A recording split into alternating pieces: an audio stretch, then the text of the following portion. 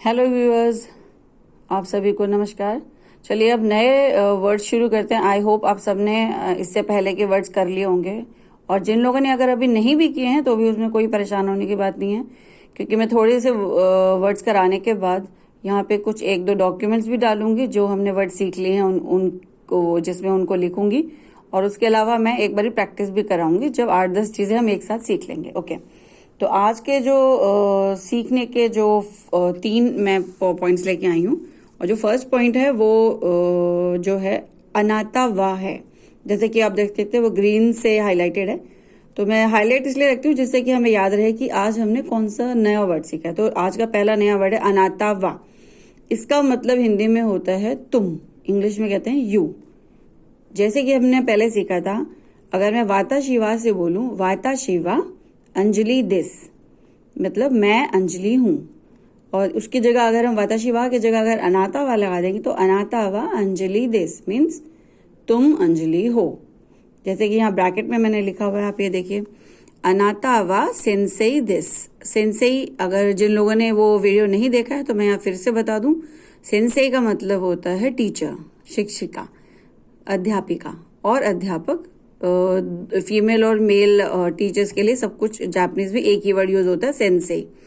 तो वाताशिवा Sensei this, अनातावा Sensei this. अब इन दोनों वर्ड्स का मीनिंग आपको समझ में आ जाना चाहिए, क्योंकि अनातावा और वाताशिवा हम दोनों कर चुके हैं। ओके, और दूसरा पॉइंट में मैं आपको बताना चाहती हूँ वा का मतलब। जैसे वाताशिवा और अनातावा में दोनों में वा लगा होता है, तो इसका मीनिंग एक्चुअली ये होता है कि it is only a subject marker, कि सपोज इस सेंटेंस में हम किसकी बात कर रहे हैं, अनाता की बात कर रहे हैं, तो सब्जेक्ट के साथ में वा लगता है। इसका कोई मीनिंग नहीं होता, but it is just a subject marker. तो अनाता वा मतलब हम अनाता की बात कर रहे हैं, और वाताशिवा मतलब हम वाताशी की बात कर रहे हैं। और इसके और भी मैं एग्जाम्पल्स बता सकती हूँ, जैसे कि दिल्ली वा, और आगे कोई भी सेंटेंस होगा तो इसका मतलब है हम दिल्ली के बारे में बात कर रहे हैं।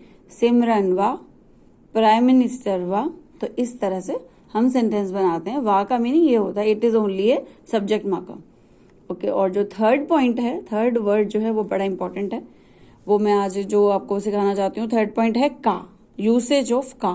का हम कहाँ पे यूज करते हैं? जैसे हम हिंदी और इंग्लिश में जब हम सेंटेंसेस बनाते हैं तो हम सेंटेंस के एंड में क्वेश्चन मार्क लगाते हैं, हिंदी में, इंग्लिश में। मगर जापानीज में क्या होता है, क्वेश्चन मार्क नहीं लगाते हैं, उसकी जगह सिर्फ ये लिख देते हैं, का। ओके, यहाँ मैंने लिख दिया है, it comes at the end of the sentence, it means a question. जैसे कि ये पहले वाला सेंटेंस है, अनाता वा सेंसेई दिस। इसको देखिए, अनाता वा सेंसेई दिस का मतलब आप सब समझ रहे होंगे कि तुम सेंसेई हो। और अगर हम इसके आगे का लगा दें, जैसे कि अगर मैं इसको यहाँ पे ऐड कर दूं, अनाता वा सेंसेई दिस का क्या, तो क्या पहले आ जाएगा क्वेश्चन, क्या तुम सेंसेई हो? क्या तुम सेंसेई हो? Are you a teacher? तो अब हम का के कुछ 2 एग्जांपल्स मैं आपको यहाँ दिखाती हूँ। अनाता वा सेंसेई दिस का, अंजलि वा सेंसेई दिस का।